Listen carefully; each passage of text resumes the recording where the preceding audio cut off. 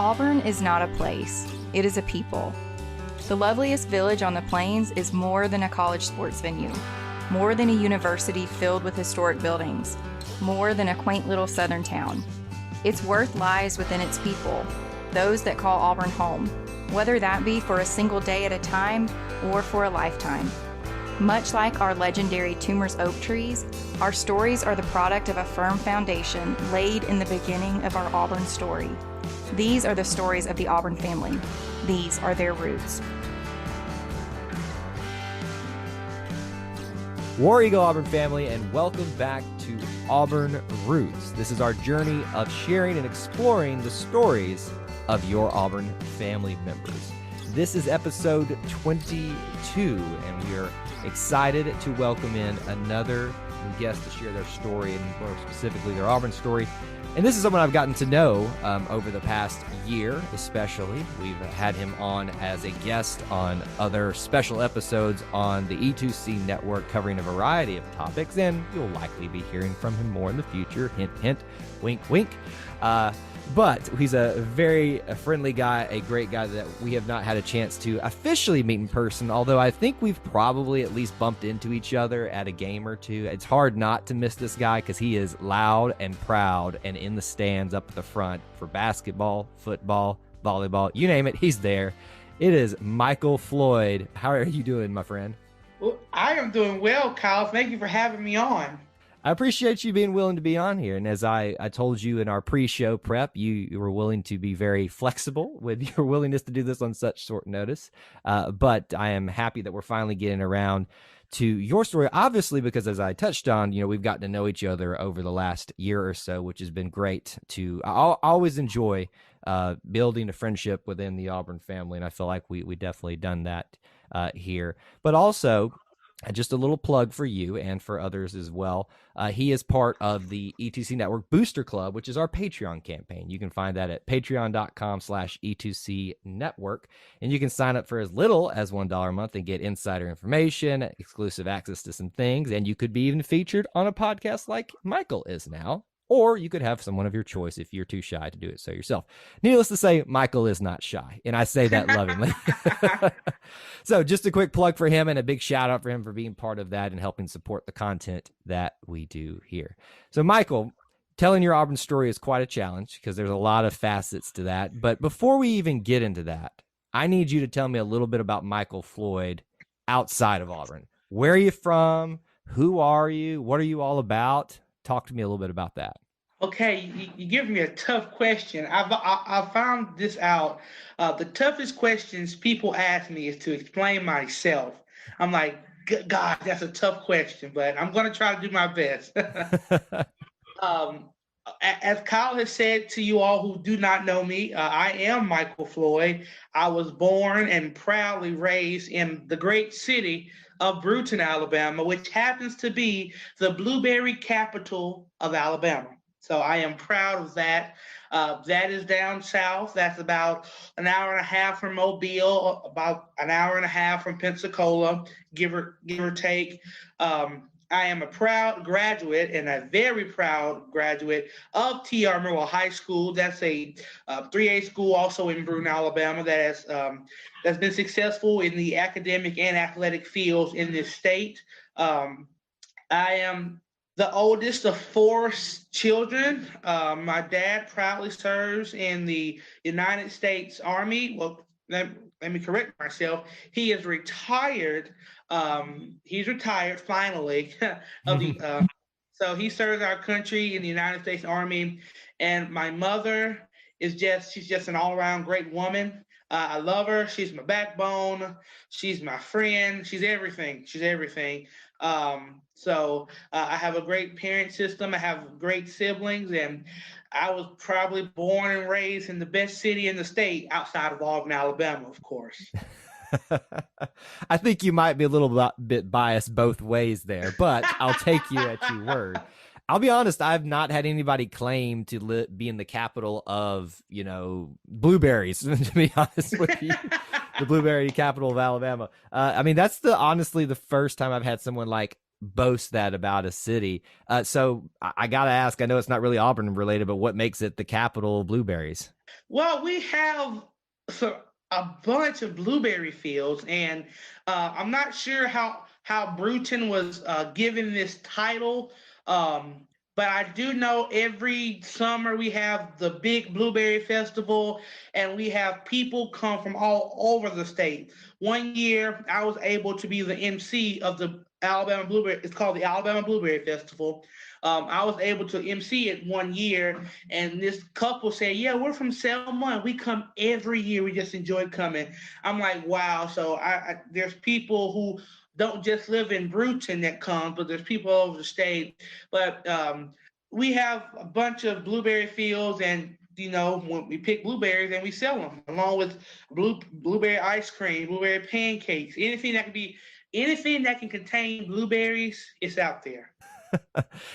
Any chance that you guys could potentially hybrid one of those blueberries into an orange and blue blueberry?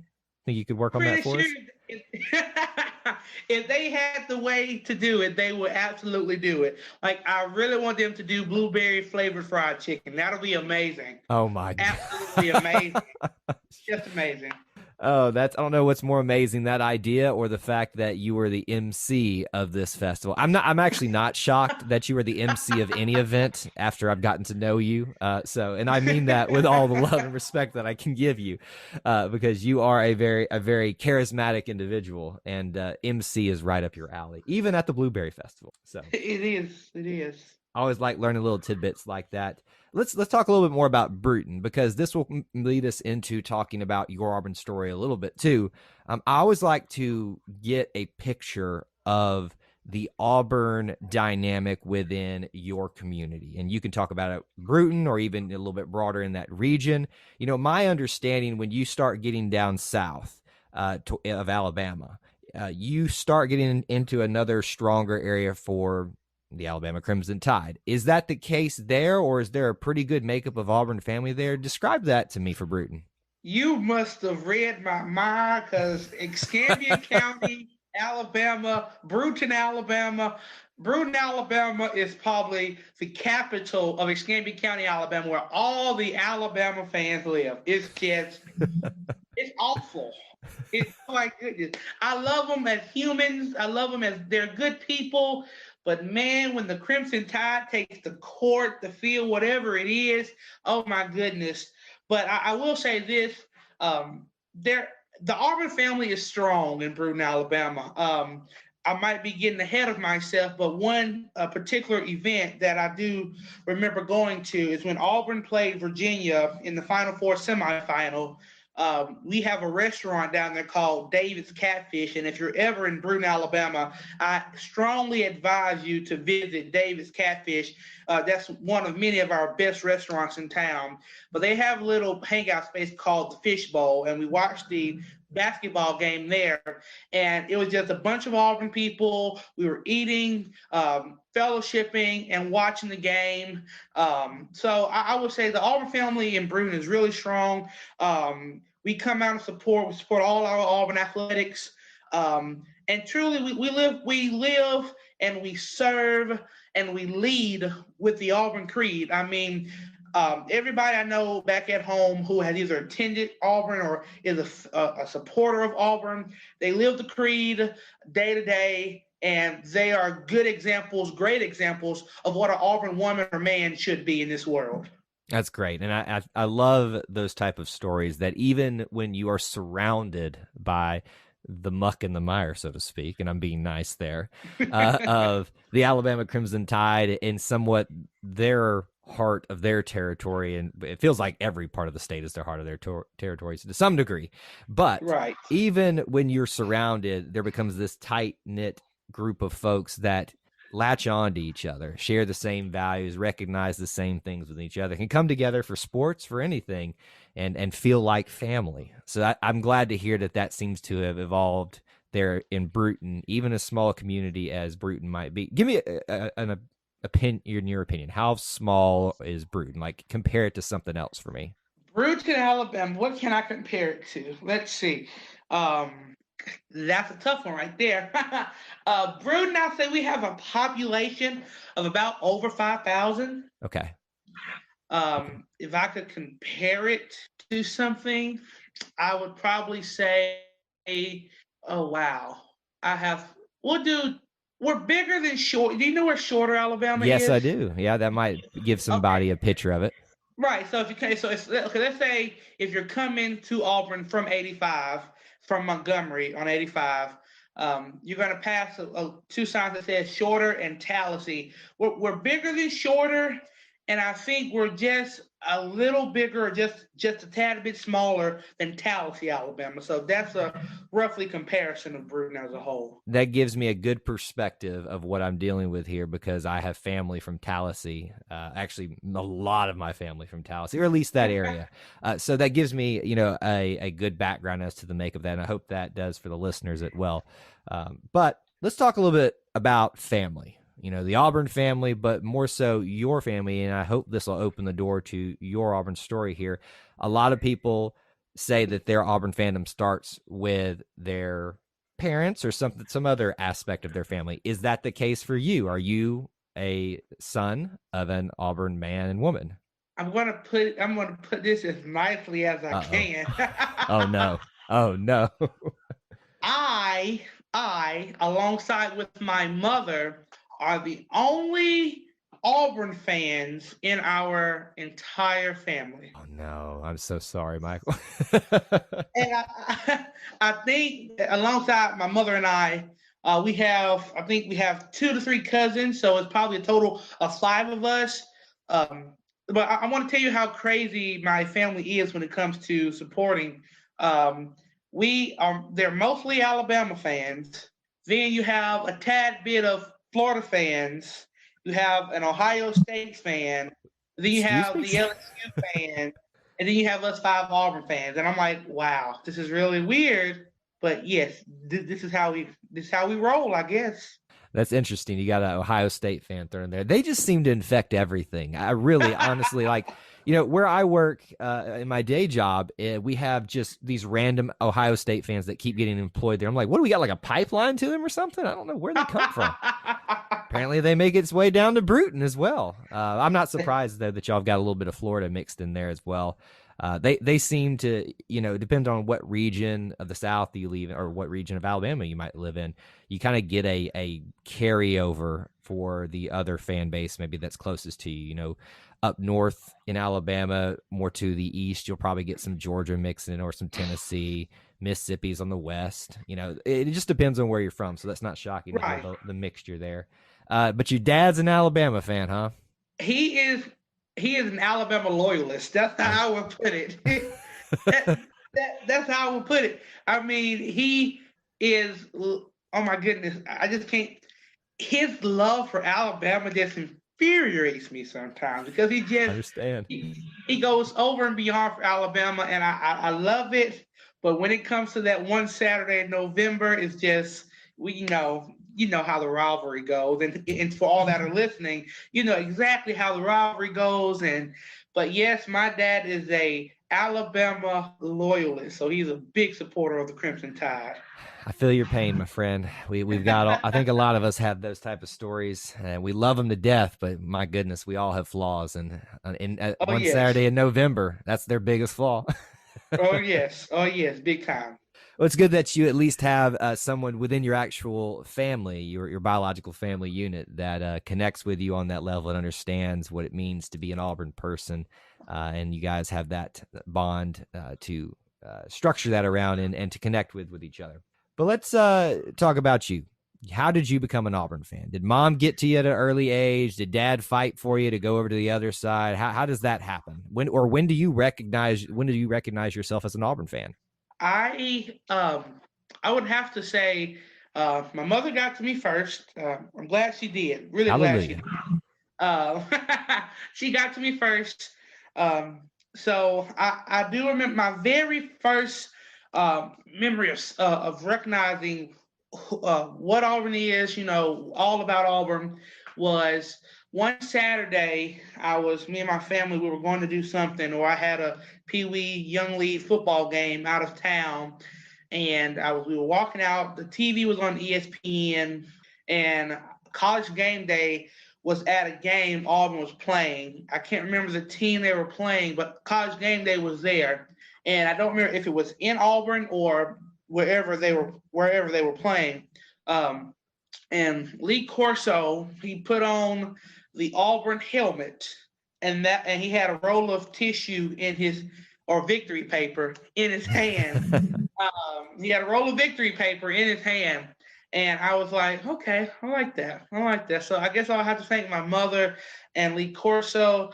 But yes, my dad and many others back in my family and in Bruton are trying to get me over to the, as they call it, the winning side. But I think I'm going to stay right here on this side right here, because it's something special about being an Auburn man. Yeah, I understand the angle of quote unquote winning, but winning isn't just a win and loss record. There are other aspects to that, and I think that's what appeals to the Auburn family member and why they chose that side over the other one, rightfully so. But yeah, I think there is a case to be made over there if that's what's most important to you, I guess. But I think we found higher value in that so far. So Lee Corso is the one that you have to thank for this. Really, I in my million years, I would never have guessed that Lee Corso would be the one to thank for you becoming an Auburn fan. To collaborate on that, I do want to mention that this was before our championship year. So I'm pretty sure College Game Day followed Auburn during our championship year back in 2010 with Cam Newton. But this was like way before then, and I just remember I don't know what number we were ranked or what team we were playing, but I just remember leaving the house that day, and Lee Corso put on the helmet. He got the victory paper in his hand, and I remember that exact moment, and that's when I just said, okay, I like that. And then ever since then, being young, you really don't.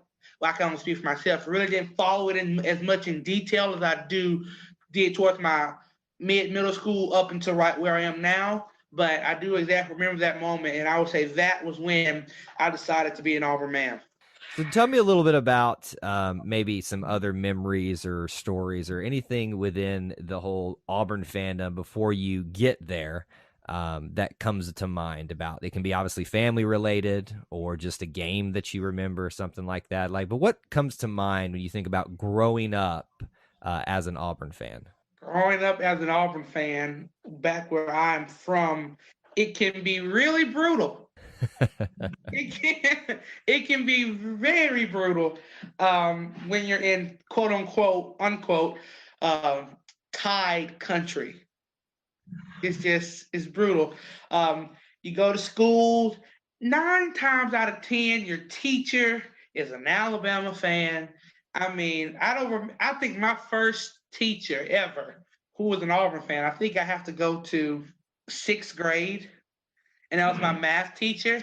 So, but growing up as an Auburn fan back at home, it was. I do remember the championship year. Those great games. Those great games. Went undefeated that season. Cam Newton winning the Heisman Trophy that year. I was in elementary school that year, and luckily our principal at the time, she was an Auburn fan, so I really liked that. That was fun. She would give us a War Eagle in the hallway, and we'll yell it back, War Eagle. That was special. And it's little events like that really, what's what I'm looking for, divulges you inside the culture, and you want to become more a part of it than you already are. Then you move up and you go and you just see how Auburn does. Then, you get the coaching change from Coach Chiswick to Coach Malzahn, and you have that spectacular year in 2013. And it's like, oh my goodness, what is going on? This is amazing. I do want to share that I remember going camping the year Auburn and Georgia played in 2013. And when Ricardo Lewis caught the ball, I was camping with the Boy Scout troop back then, and we're in the middle of the woods, and in this cabin house, there's a TV and they're watching the game, and the game is down there and we're losing, and Nick Marshall just throws up the ball, and I'm like, why would you do that? I think we all said that. Why would you do that? Like, honestly, why would you do that?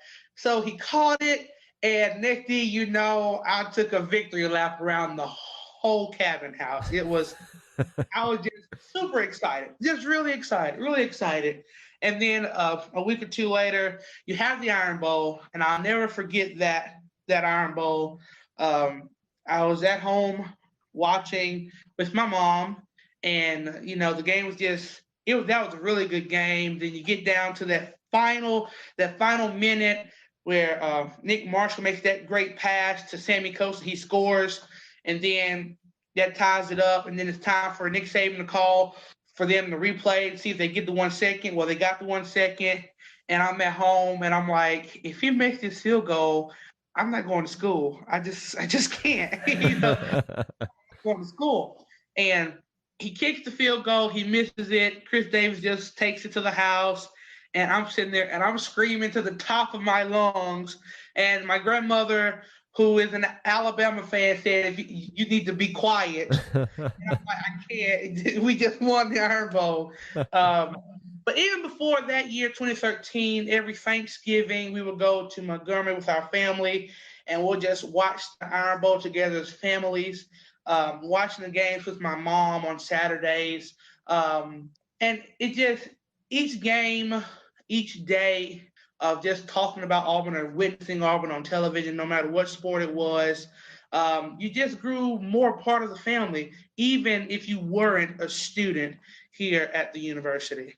Yeah, I love how you keep bringing up the family aspect of this, and I'm not just talking about the Auburn family, but your family. And you've talked a lot about how much you admire both your parents, and maybe this is like kind of going a little too personal here, but I just I can tell you really obviously admire both your parents, and you said your dad served in our military, and we were very appreciative of that. But you and your mom obviously share this bond for Auburn. What do you think makes her such an Auburn woman? Like, if you tried to define that for her, what would you say about that? I'm getting a little choked up. My mother, she's as I said earlier, I love her to death. I love my father to death too, but my mother, oh my goodness, she loves Auburn, and sometimes I believe she loves it more than I do. I don't know if that's possible, Michael. She is just she loves it, and she's my mother never attended Auburn University. My mother has never been to an Auburn sporting event, and sometimes I tell people, you don't have to be a graduate or student or incoming student, or you don't have to be a person who has attended a sporting event. As long as you, as in the creed says, you believe in Auburn and you love it, that's what makes you an Auburn man. That's what makes you an Auburn woman. And that's my mother. She didn't attend Auburn. She hasn't been to an Auburn sporting event. I promise you that's going to change really soon, sooner than later. But she loves Auburn and she believes in Auburn. And I just think that she sees great potential in Auburn. And I think that's what makes her such a great Auburn woman. I have to agree with you 100% there, especially with your sentiment about that just because you don't have a degree from Auburn or you didn't even attend one class at Auburn doesn't make you any less of an Auburn man or woman.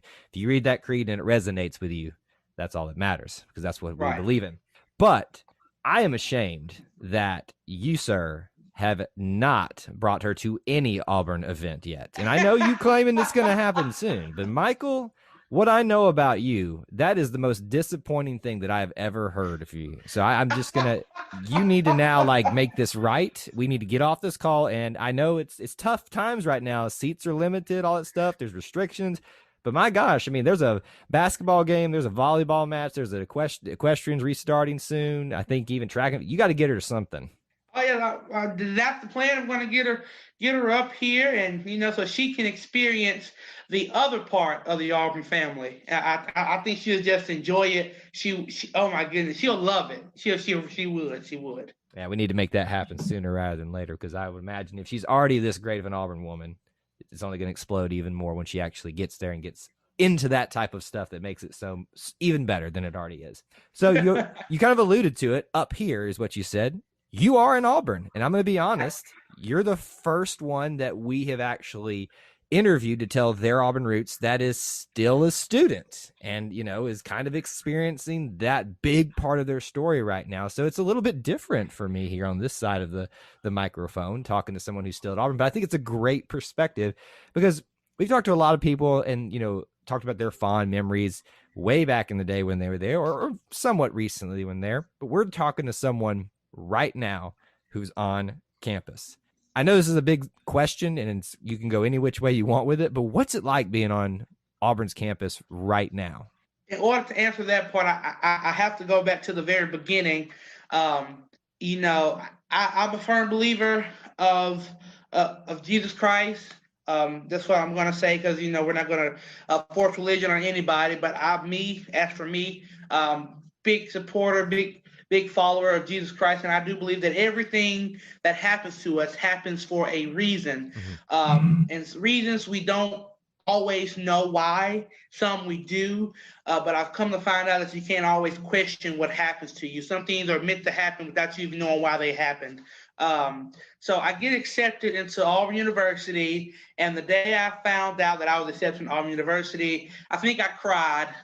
I think I literally cried because I was so excited. I'm like, oh my goodness, I can't believe this happened. No judgment here, man. And then I get here to Auburn, and it's everything that I ever imagined and then some. The people are so nice, welcoming, loving. Game days, the atmosphere is just like heaven on earth. Some people might be like, well, he's biased. Yeah, I might be a little biased, but I really mean it. I'm pretty sure if you're listening, or you, Kyle, when you're here, it's like heaven on earth. And it's just something about the atmosphere. The city as a whole is just, it's hard to put into words how unique Auburn is as a community and as a university. And it just feels really great to be here. And Auburn is just, I see why they call it the loveliest village on the plains. We always say how we know God's an Auburn fan because he painted the sky orange and blue. Orange and blue, that's right. Yes, sir. Yes, sir. Now, there are going to be people that debate you on that, but hey, we've seen it for ourselves there on the loveliest village on the plains. Those sunsets, those orange, backdrops set against a faint blue sky just looks absolutely amazing. And I agree with you. There's a feeling there that you just can't quantify. You can't explain that well, but if you know it, you've experienced it, you know what that is. I mean, so I 100% understand what you're trying to impart there. Maybe I missed this part of it, but it sounds like you had quite a bit of, time to get to Auburn. What was that the case, or what kind of was your journey to get there? Well, honestly, I'm going to tell you this. I applied for Auburn University, the University of Alabama, and Troy University. Now, okay, we're done. We can't continue with this. If you that's nope, can't go any further. Oh, I'm sorry. Go ahead. And those were my three universities I applied for. I was going to take the Troy route, but there was just something in me that just felt like maybe I'm going to declare for Troy just too early, just too soon. I need to wait a little bit. But also, I was just so anxious to go ahead and commit to a university and be like, I'm going to Troy. And then the day came, and I got the email saying I was going to be a student, or I've been accepted into Auburn, and my face lit up, and I'm like, this is where I want to go. This is where I want my degree from. This is where I want to call home after I graduate. When I got that email, it was like my whole world changed. It was like there's a reason why this happened, and it didn't happen just to happen. It happened for me to be here, and I'm so elated, so excited that I am here. So tell us a little bit about what you plan to do during your time at Auburn. What are you studying right now? Is it what you plan on finishing your time at Auburn with? What's that kind of look like for you? Well, I am enrolled in the College of Liberal Arts, the best college, the best department on the campus of Auburn University. Hey, that's fighting words now. Co-Sam graduate over here. Let's not start that war today. So go CLA.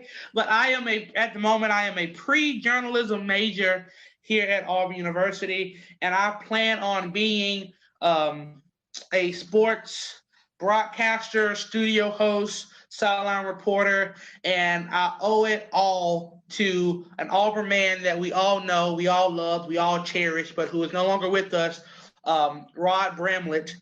He was my biggest inspiration of why I wanted to enter this field.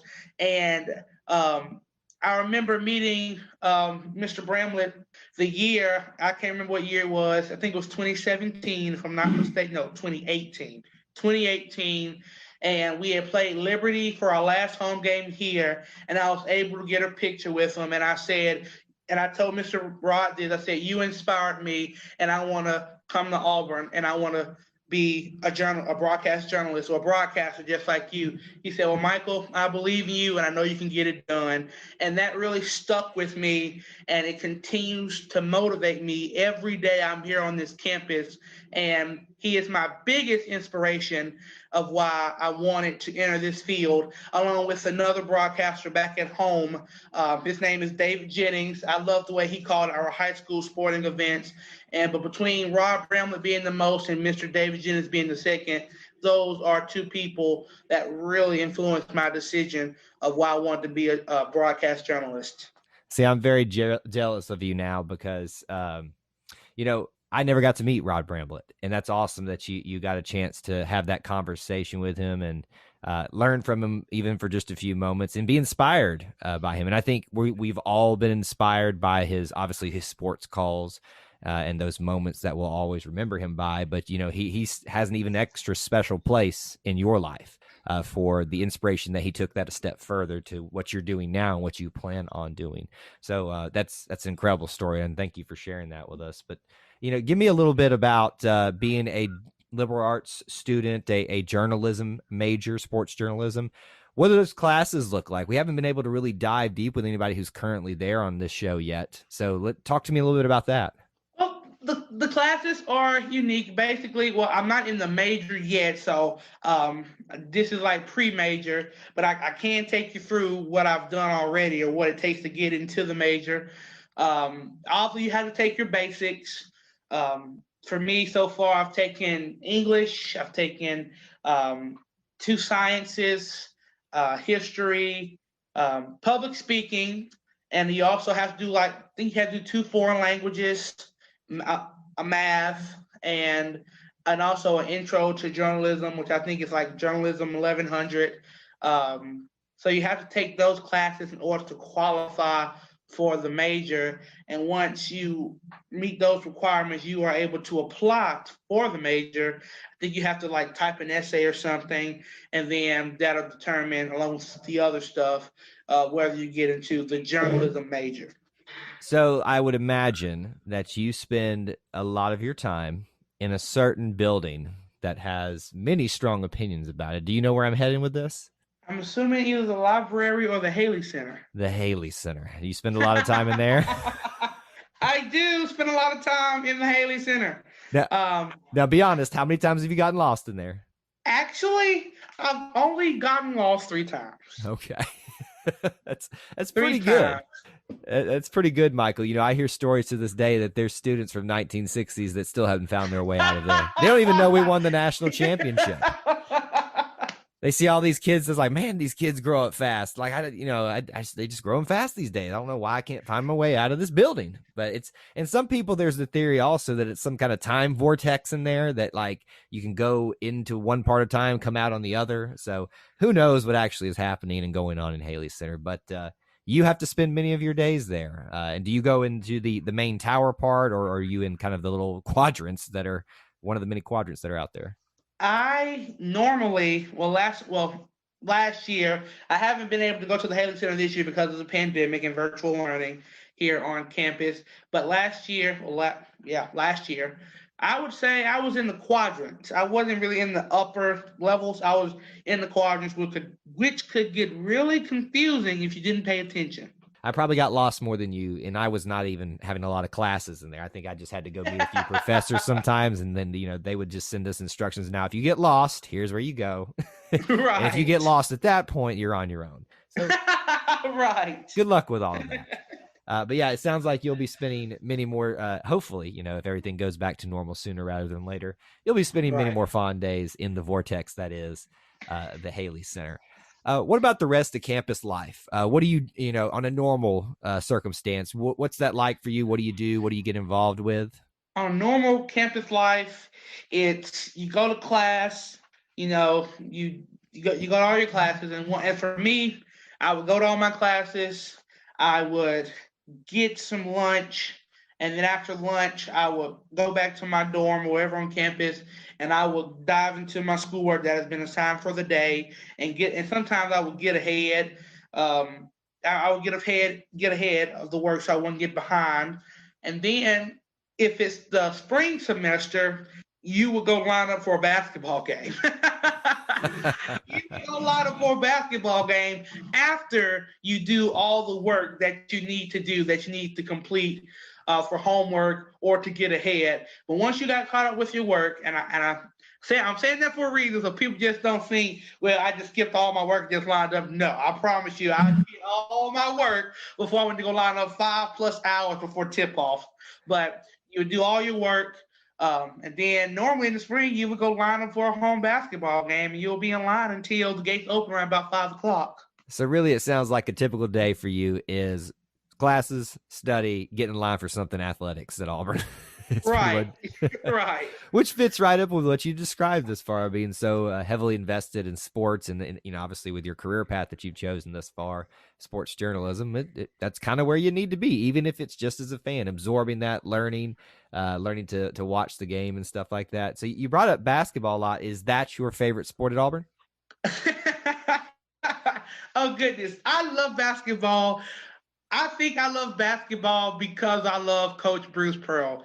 I mean, you cannot be an Auburn fan and you just cannot just not love Bruce Pearl. Yeah. Fun fact, and I'm going to throw my mother back out here, and I'm going to throw her under the bus for a moment. This is the sport where my mother and I are rivals. We're bitter rivals because she is I call her Mike Krasowski, because I really don't know how to pronounce his last name, but she is a Duke Blue Devil when it comes to basketball season. And the year they had Zion Williamson, and Auburn played them in Maui, I wasn't at home that day. I was off with my high school basketball team. But the day Auburn and Duke played each other, we weren't in the same room. And I'm kind of glad we weren't, because we've never been in the same room rooting against different teams. So I don't think it would have ended pretty well.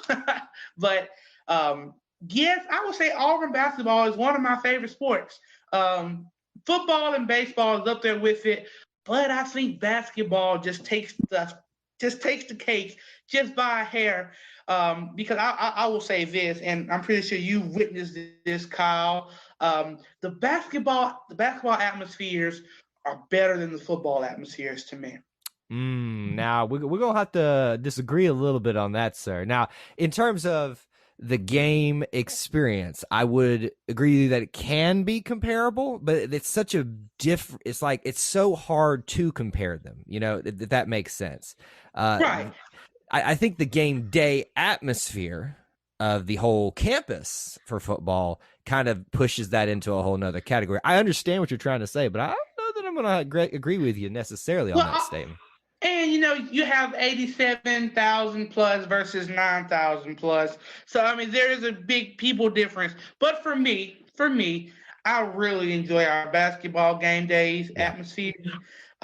Especially if you get a good Tennessee or good Kentucky, or in present day, which you'll never thought you'll stay in 2021, a good Alabama basketball team. You get them inside of Auburn Arena, and man, the crowd is just electric, and it is the energy of Coach Pearl just jumps all over the crowd, and it's just very intense. It's awesome, and I love it. I really do love it. Oh, I love that atmosphere too. It's just hard to compare, one to the other. But what they have done with Auburn Arena and the way they have utilized the fan base in there and kind of making it a little bit smaller, a little bit more intimate, a little bit closer atmosphere has really enhanced the experience there in Auburn Arena. And it's a place that teams don't want to come play anymore. You know, they're like, even if Auburn wasn't only half good, then they still don't want to come there because they know they're going to have to face a raucous crowd there in the jungle. And I know that from experience watching you on TV, because you're right there in the front on a normal circumstances. And you wear your straw hat a lot, right? Isn't that what you wear in there or something like that? I do. I wear a straw hat with I guess you would call it a banner kind of thing on the top of it with the AU logo. I'm debating if I want to kind of change it up. I did base it off of our previous football head coach. So, I'm kind of deciding if I want to keep it or let it go. But yes, I do wear a straw hat during basketball games. That burns a little bit right now, my little Gus Malzahn loving heart. But yes, so I'm glad to know where that little tribute comes from. But you might have to consider a change at some point. Maybe not right now. But yeah, I'll tell you what, I hope you keep it because it's easy to pick you out with that on. I mean, you are in the front row basically every time, so it's not too hard to find you. But that straw hat really does kind of stick out there, and it's the student section. We expect y'all to be wild and crazy. I was there one time when we did the Harlem Shake. Do you remember the Harlem Shake at all? Oh, I remember that. It's been so long. Oh goodness. Yeah, I was involved in that, and I wasn't even a student at that time, but it was fun to be a part of that. But what other, so we talked about football, that kind of goes with the territory of loving that. And we talked about your love for basketball. Is there another sport that you've really connect with at Auburn or athletic program? I love our softball and baseball programs. I do remember I wasn't able to catch any softball games last year because that's when the pandemic hit our country. It just really destroyed the plans of softball and baseball.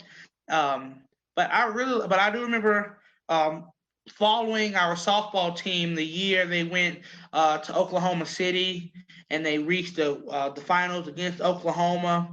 I remember the greats like Casey Cooper and Emily Carasoni. Yep. Those great players right there. I do remember Coach Myers at the time. I do, and I just love how they would just go out there and attack. I guess you would call it a field. It's technically still a field, but how they went there and they attack and they played with that Auburn spirit. But it was fun watching them. And baseball, the year baseball went to the College World Series, that was my Camp War Eagle week, and I was so excited. Oh, that's a good week to pick for your Camp War Eagle week.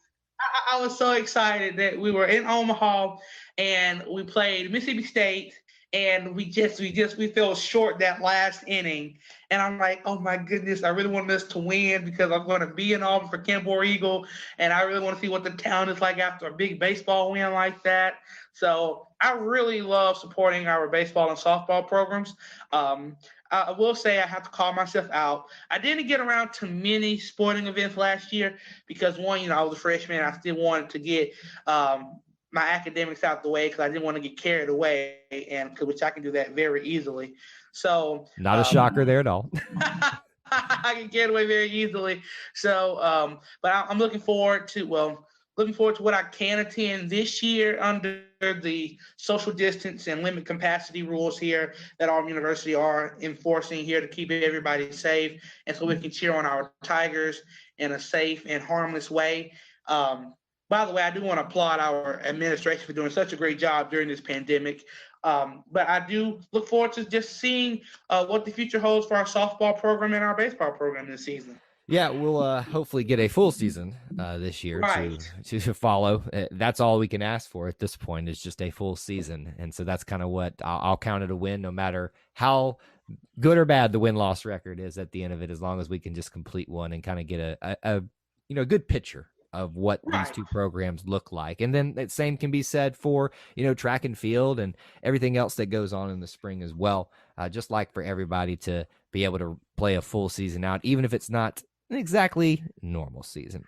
Right. We've talked a lot about your time here so far at Auburn. And, usually with guests, we get into a point where we talk about time after Auburn. We can't do that with you yet, which is kind of a good thing. We've gotten a good perspective of what it's like now there on campus. But let's, go into the future here. What do you see your Auburn roots taking you? Like, do you plan to follow through with the sports journalism thing, and what exactly does that shape out to you be? And I thought I heard something there about you mentioning you want to stay in Auburn and live here. So what does that look like for you in your wildest dreams? Auburn is a place where when you come, you get addicted to it and you just don't want to stop. You just don't want to stop.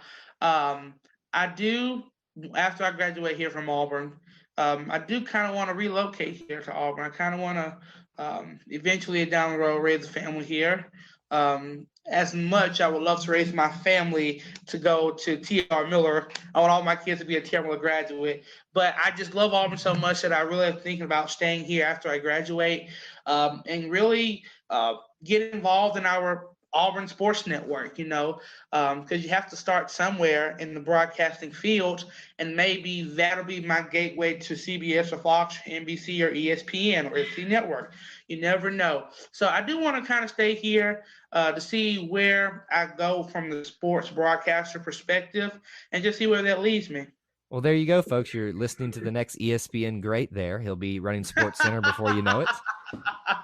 I do expect, though, one day when you are sitting in those chairs if they're still in Connecticut at that time at the studios up there in ESPN, I do expect you, to give us a little nod and a wink to Auburn every once in a while from those seats. I just love talking about Auburn. Like, if you have a normal conversation with me any day of the week, no matter where I am, whether I'm in the state of Alabama or in Texas, two things are going to come out of my mouth. Either my high school, which is T.R. Miller, or Auburn. And I mean, it's in every conversation that I have. So I will guarantee you Auburn will be said a lot on the airways in Bristol, Connecticut. I love it. I'll be looking forward to it because we could use a little bit more of the orange and blue, the right orange and blue flair on that channel, because every once in a while they like to give a little bit too much attention to that school in the other part of the state. We won't. Right. We've mentioned them enough already on this episode. That's enough. But let's kind of round out our discussion of your Auburn roots. And if you kind of had anything else on your heart or mind that you wanted to share about your Auburn family, the Auburn fandom that you have, this is the floor for you to do so. Okay, well, thank you. Kyle, thanks for having me. I really love the E2C network. The E2C network is like my virtual home, and I really enjoy it. So thank you for all you do, Kyle. It really doesn't go unnoticed. You are very up to par, if that's the right terminology. You were very up to par during the coaching search, and I trusted you, and I stayed right there. I'm like, I'm going to trust Kyle because he knows what he's talking about. So I thank you, Kyle, for all you do, and just thank this network family as a whole. But for anyone listening, I count it all joy that I am here at Auburn. A little boy from Bruton, Alabama, dreams to become an Auburn man. And every day he comes a step closer to achieving that dream, that goal, a person who can make his family proud, a person that can make his university proud, and a person who can make his country proud. So, and I'm glad I'm able to take that step here at Auburn University. Here, if you had told me when I got to Auburn that I would get to know Coach Malzahn and Coach Bruce Pearl, I would say, you're kidding me. Get out of here with that mess. You're kidding me. You're kidding me. But I've been able to get to know Coach Pearl, and I got a chance to get to know Coach Malzahn and his family. Great guy, great coach, great person. And I would be remiss right now if I didn't wish him the best in whatever he does going forward. Really, really much love and respect for Coach Malzahn. But coming here to Auburn has been all that I've ever dreamed of, and then some. When I got here, I made friends who have become like brothers and sisters to me that I think that'll carry you around in life. I think it's very important that you have friends around you that can uplift you when you're down and just speak some good to you every once in a while. I think we all need that. Mm-hmm. But Auburn has been family to me. If you follow me on Twitter, I have the big caption that says Auburn Superfan number 2.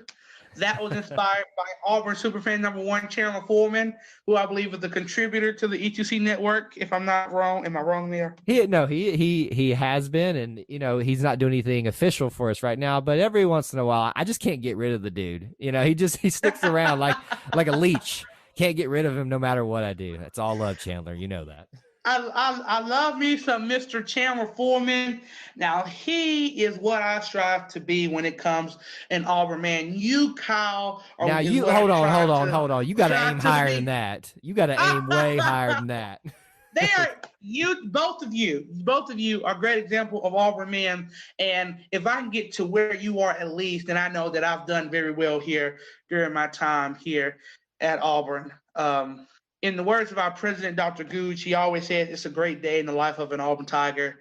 And every day I wake up, I have that on a little whiteboard on top of my mini fridge. He said it's a great day in the life of an Auburn Tiger. Attack the day with all you got. Make it count. And at the end of the day, you can be like, I'm proud of what I did today.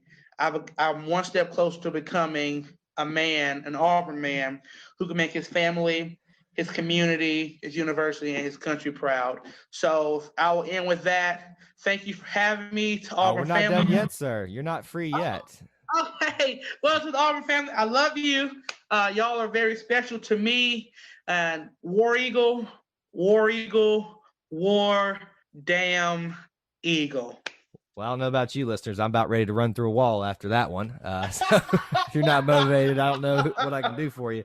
But you are not free just yet, sir. To round out our show, like we do with each guest, we got to go through not so rapid fire questions. The not so rapid fire part being that usually we ask for some explanation. People want to explain their answers, but it's really easy, this or that, or pick your favorite, this type of questions. I got 12 of them. If you're ready, we'll end our show with that. 12 rapid fire questions. All right, let's do it. Number 1, orange or blue? Orange.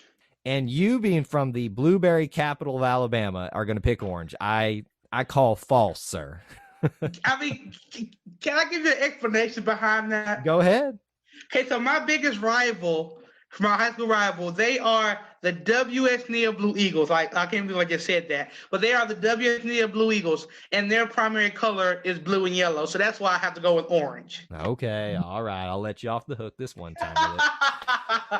All right, question 2. Careful with this one. Aubie or War Eagle? Aubie. I have to go with Aubie. Aubie. That's my brother right there. You are safe from the minions of Aubie, sir. They would come after you if you didn't pick him. But like I always say, they love our War Eagles. But I'm glad that you're going to be safe from the minions of Aubie, at least for a little bit. Question 3. Your favorite part of the Auburn fight song. So when I ask this, it can be like a word, a phrase. I mean, maybe... I hope you don't say the whole thing because that's kind of the obvious answer. But, your favorite section, word, or whatever of the Auburn fight song. War Eagle, fearless and true, fight on, you orange and blue. Very nice. Question 4. Your favorite Auburn athletics program. Oh, my goodness. Whoa. Athletics goodness. Okay, so does it have to be like current or over time? Of all time, like, if someone said you could only be a part of this Auburn athletics program for the rest of the time, this is the one I got to pick. I'm going to go with Auburn basketball. Yeah, you and basketball have a very busy schedule as it is together, so I'm not shocked that you would pick that one. All right, question 5. Your favorite Auburn athlete. Oh, goodness. Whew. Favorite Auburn athlete. I am going to have to go with, wow. That's a good one. I'm going to go with Kerryon Johnson. I love me some Kerryon Johnson. I really did. We have not had a Kerryon Johnson choice yet that I know of. I mean, we're only 22 episodes into this, but yeah, I don't think anybody's picked him just yet. But that's a nice pick. Very solid running back for Auburn. Question 6. Your favorite Auburn coach. Past, present, or future? Bruce Pearl. Bruce Pearl. There's no second to none. I thought for a second there Coach Malzahn would have a chance since you wear his straw hat right now. But you know what? If we were under different circumstances, he would have been right there. But I'm going to have to go with Coach Pearl. All right. Coach Pearl it is. Question 7. Your favorite Auburn non-athletics person. So a little bit of clarification for you. This can be anybody, a family member, a friend, a professor, a celebrity, but someone who is not directly associated with Auburn athletics. Your favorite Auburn person. I would have to say, wow, I would have to say, well, now I would have to say Lloyd Austin. You know, he was the Auburn Board of Trustee, and now he's a potential United States Secretary of Defense. So I would have to go with Mr. Lloyd Austin. Lloyd Austin. That's another new one for us. So always great to hear new names when we have this question come up. Question 8. We know which one this answer is not going to be coming up here, but your favorite Auburn building. Favorite Auburn building. Huh. It doesn't have to be on campus even. Campus. Okay, so it can be like a. It can be the city. Can be, if you can tie something that's not technically even in the city limits of Auburn out of the state to Auburn, I'll accept it. Oh, wow. Favorite Auburn place? Well, I'm going to have to go with Tichenor Hall. That is the home to the greatest college on this campus, the College of Liberal Arts. Still up for debate, but we're not going to have that. We're not going to hash that out here today. Question 9 for you, sir. Same type of deal. As long as you can tie it back to Auburn, I'll accept it. Your favorite Auburn place to eat. Favorite Taco Mama. Taco Mama. That's another. You have given us a lot of first here. I mean, we've had a lot. Mama. We've had a lot of like varied answers on this, despite what you may think. Everybody might go for Mama Goldberg's, and there's been some of those, or Niffers, or things like that. But we've gotten some varied answers here. So you, sir, have been very different. Question 10: your favorite Auburn tradition, and this can be sports, non-sports, a personal tradition you have, but your favorite Auburn tradition. My favorite Auburn tradition is War Eagle. When the eagle flies in Jordan Hare Stadium, it just electrifies me. So when War Eagle flies, that's my favorite Auburn tradition. It's uniquely Auburn, and the only ones that do it right are us. That's right. Question 11: your favorite Auburn memory. Favorite Auburn memory? I'm going to have to go with, since it was my first Iron Bowl here, I'm going to have to go with the 2019 Iron Bowl when Auburn just had a great game against Alabama, and Alabama missed the field goal. I was in that end zone where he missed the field goal. It just bounced right off the upright, and afterwards we stormed the field, and that was amazing. And fun fact for everybody out there, my first year, I caught every visor that Coach Malzahn wore after an Auburn home victory. Now, how did you pull that off? They're all signed. I got them to sign them all. Now they're back at home since we're out of their memorabilia now. But how I managed to get that off? Well, I gotta say that one game I didn't get it because one kid got it, and I'm not gonna fight a young kid who wants to visor. I'm not gonna do that. Oh no, I wouldn't put it past you. I've seen your tenacity. I wouldn't do that. But over time, that's when I start knowing Coach Malzahn, because I will get his visor after every home victory. So that's a fun fact about me. So yes. Well, that's a unique one. I continue to learn new things about you as we go throughout this. Your final question: describe Auburn to me in one word except family. Describe Auburn to you in one word without using the word family. Wow. I'm trying to think of a word that's a special word. Goodness. But I'm going to have to go with special. Does that work? That's as long as it's a word that signifies what Auburn means to you. And you've actually used it to describe that a lot throughout this. So I'm not surprised that you would pick that word. And we haven't had someone use that one yet. So again, all your answers have been very unique and uniquely you, sir. So I appreciate your candidness and willingness to go through the rigors of the not so rapid fire questions. Well, Michael, it has been a joy getting to know you a little bit better, even though we've gotten to know each other over the last year or so. And I hope that the listeners at home have gotten a greater appreciation for yet another great Auburn man within the Auburn family, and growing in your fandom and in your future. And hopefully we'll be, well, I should say hopefully not finishing up too soon, because I would imagine you want to stretch that time out on campus as much as you can, but not too long. It's kind of a fine balance there, right? But we appreciate you sharing your story with us and being here today. And I appreciate you having me. I love talking about Auburn, and you have done a podcast for different subjects, and I do look forward to doing it in the future. But I'm not a fully developed Auburn man yet. I have some years to go. I have a ways to go, and I would like to thank the people who came before me in order for me to be in the situation, in the spot I am today. I guess we use the Auburn family so much because when we're needed and when we need to step up to the plate, we do just that, and we don't come empty-handed, and we don't come few in number. We come together, we come strong, and in the words of the Auburn Unity shirt, Auburn family, we will unite together as one. And I don't think I could round it out any better way, so I'm just going to let it end on that note here. We again appreciate Michael for being here, and there will be many other opportunities for you, the listeners at home, to potentially share your Auburn roots here on this show. Thank you for listening. War Eagle.